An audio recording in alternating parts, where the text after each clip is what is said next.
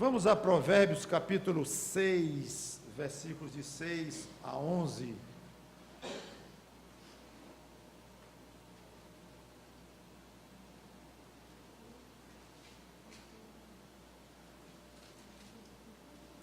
Provérbios capítulo 6, versículos 6 a 11, diz assim: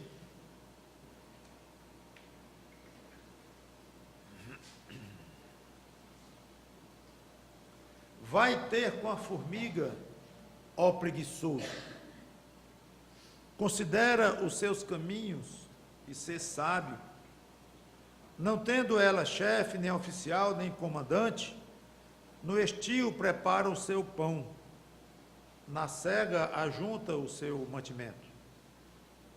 Ó preguiçoso, até quando ficarás deitado? Quando te levantarás do teu sono? Um pouco para dormir, um pouco para tosquenejar, um pouco para encruzar os braços, em repouso. Assim sobrevirá a tua pobreza como um ladrão, e a tua necessidade como um homem armado. Vamos orar. Santo Deus, nosso bom Pai, obrigado por este trecho da tua palavra, tanto quanto claro, um pouco duro, um tipo de procedimento que todos nós estamos sujeitos, uns mais e outros menos. Que as lições aqui contidas sejam úteis ao nosso andar em Cristo. Em nome dele que nós te pedimos e agradecemos. Amém. Bom, acho que não é preciso muita imaginação para imaginar o título da pregação, né? Olha essa preguiça. Uma repreensão muito dura àquele que não gosta muito de trabalhar. E não pensa em vocês, aí o pastor tem alguém em mente. E se ele chamou alguém para fazer uma obra aqui na igreja, e a pessoa se recusou, e agora ele está descontando no púlpito. Eu não sou disso, absolutamente. Eu tenho alguma coisa com relação ao irmão, chamo lá no meu gabinete e temos uma conversa muito boa. Mas que eu tenho alguém em mente, eu tenho, claro. Todos nós. Todos. Como eu comentei, estamos sujeitos, uns mais e outros menos, uns bem mais e outros bem menos. Tem pessoas muito ativas e que sofrem muito pouco desse problema, outros sofrem bastante.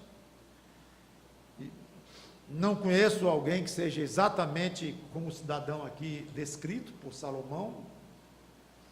Claro que ele pegou um caso bem extremo, né? Um senhor preguiçoso mesmo, não saía da cama, mas provavelmente a preguiça, a falta de disposição para não vou dizer nem o trabalho, porque pode dar ideia só de um trabalho remunerado, de segunda a sexta e tal, mas para um trabalho, ou qualquer trabalho, ou necessidade de fazer uma correção em casa de um problema que surgiu, ou você mesmo fazendo ou chamando um técnico para ajeitar a geladeira, ou a torneira que não para de pingar, isso é trabalho. Então, há mil tipos de trabalho, não é só aquele trabalho profissional remunerado que eu estou falando e que eu quero envolver aqui. E o próprio autor aqui falou de maneira geral, disposição de fazer o que é necessário, basicamente isto. Então, talvez essa falta de disposição nos atrapalhe mais do que a gente pensa no dia a dia. Salomão manda o preguiçoso aprender duas coisas com a formiga. É muito interessante isto. O primeiro, todo mundo nota, é claro, tanto que eu botei no título aqui, olha essa preguiça, o assunto da preguiça. Então, aprenda com a formiga a trabalhar, a não ser preguiçoso. Mas tem uma segunda lição para aprendermos com a formiga, tão importante quanto a primeira, ou quase tão importante quanto a primeira. O que é?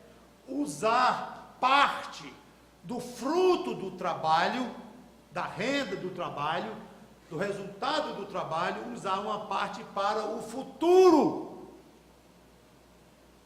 E isso que impressionava Salomão, é um bichinho, é um animalzinho, um inseto. E não tem a inteligência do ser humano, com o exército todo delineado, com seus comandantes, seus capitães, soldados, tudo planejado. Não, é um bicho. E ela trabalha para frente. Ela junta no verão o que vai ser necessário comer no inverno. Alguém comentou sobre o gafanhoto, que canta durante o verão e passa o tempo todo voando para lá e para cá, no inverno morre. O contrário. Provérbios 30 e 26, o autor fala de novo nas formigas. Ele estava impressionado de fato, com essa capacidade de provisão. Provérbios 30 e 25, as formigas, povo sem força, todavia no verão preparam a sua comida. Aliás, sem força para nós, né? A gente pisa uma formiga com muita facilidade, mas proporcional ao tamanho dela é extremamente forte. A formiga, ela carrega uma folha, um pedaço de um galho, já li uma vez, acho que equivalente a 6 vezes o peso dela.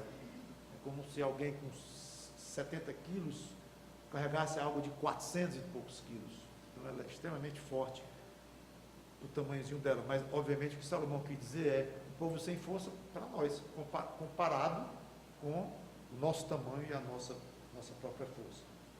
Então, ela trabalha duro, a formiga, que é a primeira lição, para prover, guardar, para quando ela não poderá mais colher, que é no inverno.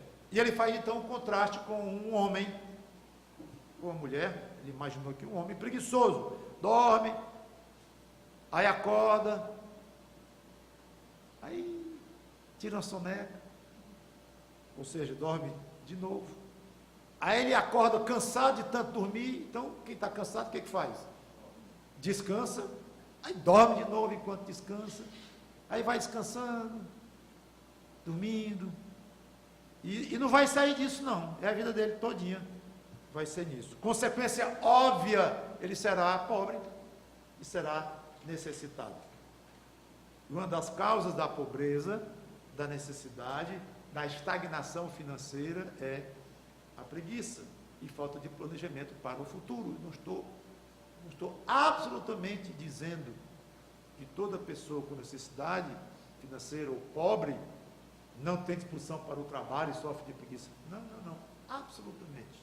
Claro, trabalham muito em sua grande maioria, mas que muitas vezes a falta de um progresso na vida, mesmo proporcional ao que a pessoa aprendeu, a maneira como foi educada e tudo, às vezes filhos pobres, de pais pobres, mas pais trabalhadores, que aprenderam a trabalhar, não trabalham. E ao contrário, filhos de pais pobres, que os pais se matam para dar condição ao filho, e ele estuda, e estuda com gosto, e melhora os seus estudos, e passa numa faculdade, depois ele está formado, ele está ajudando os pais, e chega a ser, às vezes, uma pessoa significativa na sociedade, alguém que conseguiu muita coisa em termos da vida aqui, e que foi pobre, mas pode ficar certo, alguém assim é muito trabalhador, pode ficar certo, trabalhador responsável com o que ganha, ele só gasta uma parte, ele planeja, pode ir atrás. Alguém que venceu todas essas barreiras econômicas, sociais, é uma pessoa muito trabalhadora e organizada. Estou deixando à parte, claro, pessoas que enriqueceram com tráfico e de uma maneira ilegal, criminosa, não estamos falando nisso. Porque, aliás, muitos trabalham duro também para ter o seu império do mal. Também são trabalhadores, embora para o mal.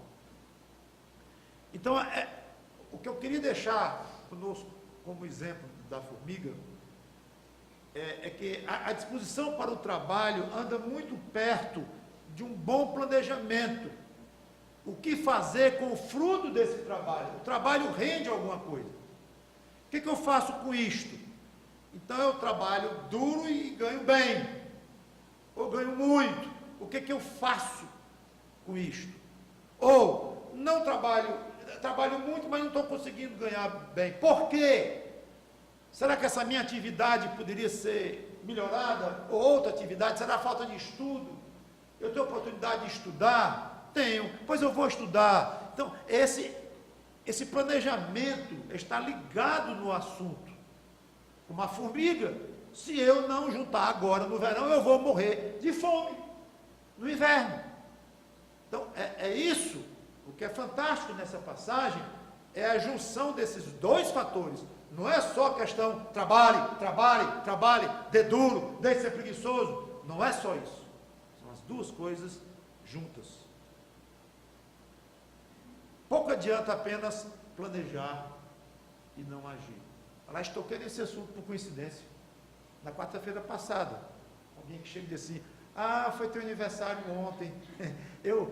Parabéns. Eu pensei, tem que comprar um presente para ti? Pensou? Que coisa. Mas pensei sério. Eu sabia até o que era. Até a loja, passei na frente da vitrine, achei lá uma camisa lá que era tua cara, uma blusa lá era tua cara. Pensei, o preço era até bom, mas não comprei.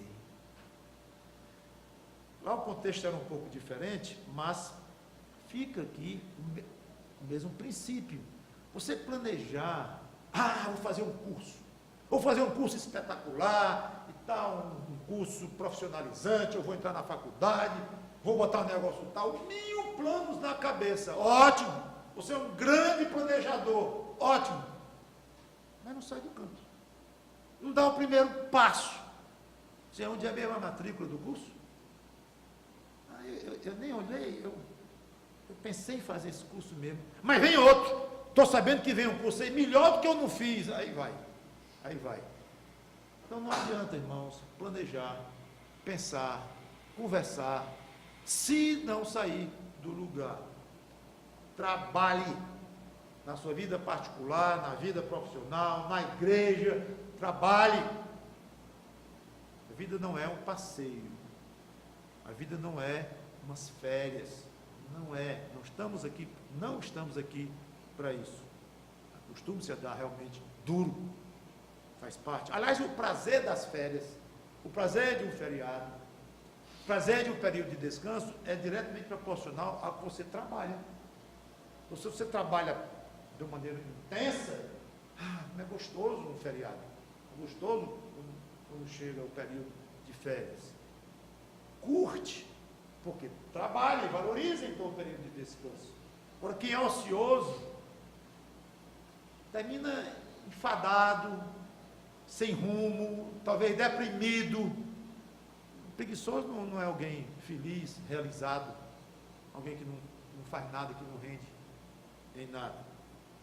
Por outro lado, é muito pouco eficiente trabalhar arduamente sem um objetivo, sem planos à sua frente. Trabalha, mas não pensa em o que fazer para aumentar o salário, não observa que os colegas ao redor, todos já estão num patamar superior, não observa, não medita na coisa, não toma um rumo, só trabalhando, direto, trabalha de sol a sol, como se diz, mas só fica naquilo, de uma maneira quase mecânica. Não, aí fica, tudo bem, não é preguiçoso, está certo, mas não está fazendo como a formiga, porque a formiga trabalha com planejamento. E no aspecto, então, de manutenção, é muito importante, se você não é um grande planejador para fazer cursos melhores, melhorar na vida e coisa assim, mas pelo menos reservar a famosa poupança, ou reserva de outra forma, que puder, para o futuro, para o inverno da sua vida. E esse inverno não é só a velhice, essa é certa, que vai chegar, e a sua capacidade de trabalho vai diminuir muito, ou vai zerar. Então, o que você conseguiu para o seu inverno? E às vezes o inverno chega aos 20 anos, quando você sofre um acidente e não pode mais andar. O inverno chegou muito mais rápido do que você pensava. Ou um derrame. Você fica sem poder nem falar, articular uma palavra. Um derrame, com 35 anos de idade, como muitos têm. E aí? Então o aspecto do planejamento é muito importante. Muito importante. E essa ideia, inclusive, de poupar, de você fazer provisões para o futuro dentro das suas possibilidades, é gostoso isso, dá uma certa utilidade, um certo prazer no que você faz, dá motivação do seu trabalho. Você tem um objetivo, vou ver se eu consigo juntar tanto, aí eu compro uma casinha melhor, isso aqui, sempre quis ter um terreninho não sei aonde. Esse tipo de objetivo, sem exagero, sem uma fixação, mas dá um certo sal e é altamente útil. Um alerta, mas uma observação final que eu quero fazer é: não vá ao extremo de se tornar escravo dos planos, que é outro extremo. Então você tem um plano de comprar um apartamentozinho para você, já está cansado de morar de aluguel, ok. Aí você vai, poupa, combina com sua esposa, na hipótese os dois trabalham, aí vão segurar tanto por mês para reservar apartamento, ótimo. E aí acontece algo, um acidente, uma doença que leva tudo, em 3 dias leva tudo. Aí você morre de desgosto, de raiva, de frustração, depressão, fica com um beicinho para Deus, magoado, que levou tudo, era o seu plano, a formiga planejou, você também planejou, já estava indo muito bem, estava bem fiel ao que tinha planejado, já estava com 80% da entrada do apartamento, tudo no ponto ali, aí vum! Uma doença levou tudo. Calma, não vá ter planos a este ponto de ficar escravo do plano e colocar o plano, o seu plano, acima do plano de Deus. Ok? Então, submeta os seus planos a Deus, suas ideias, suas perspectivas, submeta, mas sempre, sempre, sempre lembrando: o homem faz planos, mas a resposta certa vem dos lábios do Senhor. Vou ler, está lá em Provérbios 16:1. Então, Deus permitiu que um acidente levasse toda a sua poupança. Senhor Deus, tu deste, tu levaste, bendito sejas tu.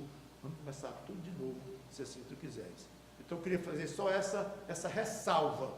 É bom ter planos, mas sempre submetendo a Deus. Agora eu quero encerrar lembrando que, além dessa questão de provisão material, como juntar no verão para comer no inverno, que a formiga nos ensina, ela nos dá ainda uma lição espiritual valiosa.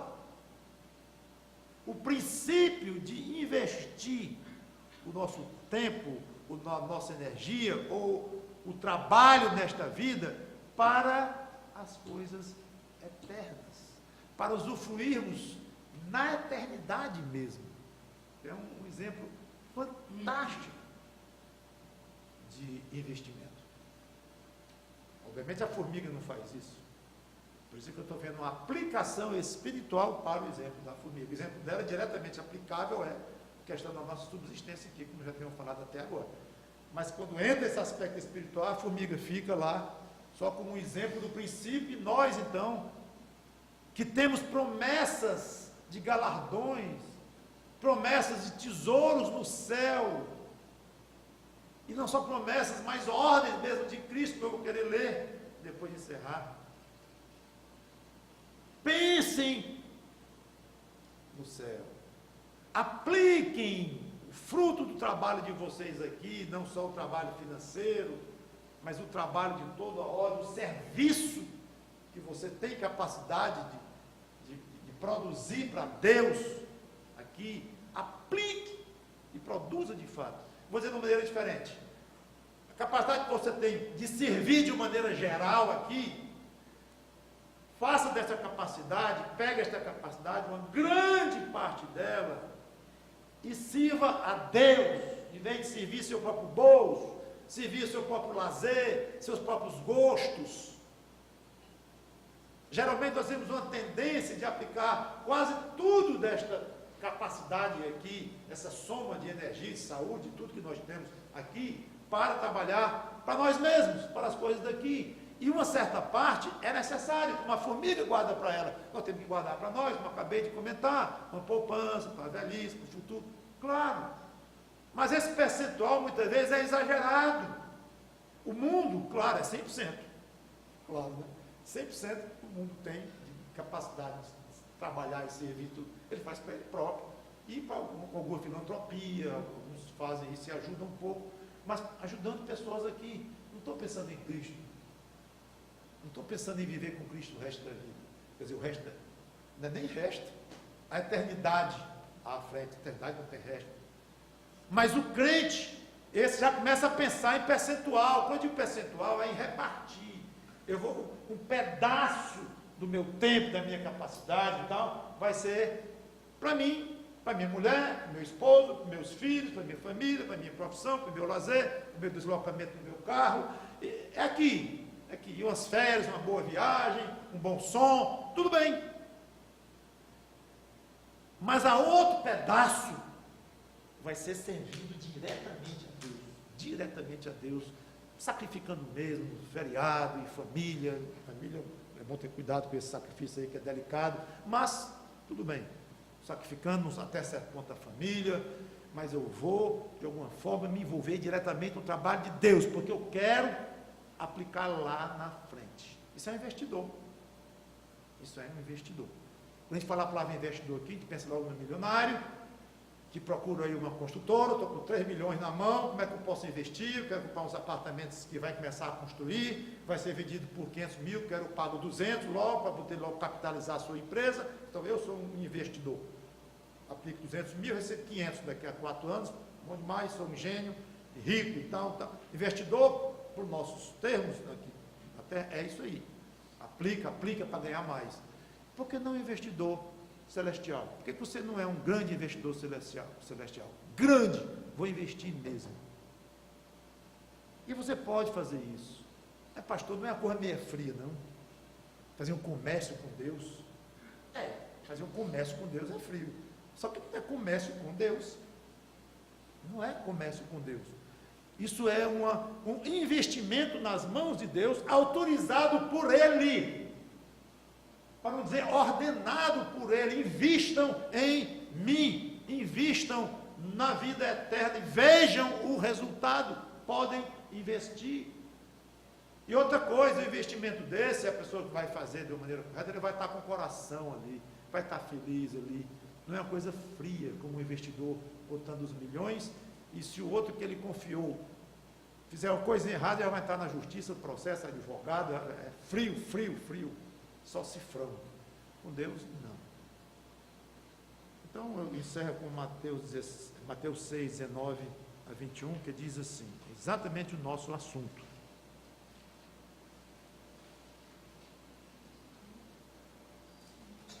Vocês conhecem muito bem a passagem, mas sempre é bom lembrar. Não acumuleis, estou em Mateus 6, 19 em diante.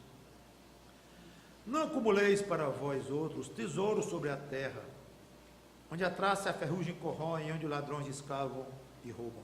Mas ajuntai para vós outros tesouros no céu. Então, o ajuntar dá a ideia de trabalho, a formiga. E tesouros no céu dá a ideia de planejamento, futuro. Exatamente isso que Salomão falou lá. Ajuntai tesouros no céu, onde a traça nem ferrugem corrói, e onde ladrões não escavam nem roubam. Porque onde está o teu tesouro, aí estará também o teu coração. Que Deus esteja satisfeito, irmãos, com o nosso trabalho, para a nossa manutenção na terra, para a nossa vida aqui, ganhando pão com o suor do nosso rosto, como Ele mesmo ordenou. Que Ele nos dê sabedoria para planejarmos, saber prever um pouco as necessidades futuras, algumas que nós não sabemos que vêm, outras que nós sabemos que virão, como por exemplo a velhice. Que Ele nos dê essa sabedoria e que Ele nos capacite, nos dê sabedoria também para e vontade para aplicar nas coisas celestiais toda não, grande parte da nossa energia, saúde, dinheiro, tempo, disposição, inteligência, aplicarmos fortemente, investirmos nas coisas do alto. Quem garante o contrato com Ele não precisa, é a palavra dele. E Ele já provou o quanto nos ama, o quanto Ele é fiel, o quanto Ele pensou em nós antes de haver nos criado com o plano da salvação em Cristo. Vamos orar. Obrigado, Senhor Deus, pela Tua palavra, por este saculejo que nós recebemos da Tua palavra. Talvez muitos, ao lerem esta passagem, pulam por cima, mal leem, porque pensam assim: eu não sou preguiçoso como este homem, não vivo dormindo, nem tirando soneca, então não me enquadro aqui. Me enquadra muito mais do que pensa. Primeiro, porque a própria preguiça nos pega a todos aqui e acolá. Segundo, porque nós planejamos, muitas vezes, de uma maneira muito imperfeita, para fazermos as provisões adequadas. E terceiro, porque pouco pensamos em investir nas coisas do alto, mesmo com sacrifício, mesmo com muita dureza. Mas é um sacrifício agradável de fazer e uma dureza gostosa de ser executada. Em nome do Senhor Jesus Cristo, pedimos que Tu nos dês capacidade de fazer essas coisas e agradecemos pela possibilidade real de investirmos no Teu reino para o usufruto eterno dos nossos galardões. Em nome do Senhor Jesus Cristo, te pedimos e agradecemos de antemão. Amém.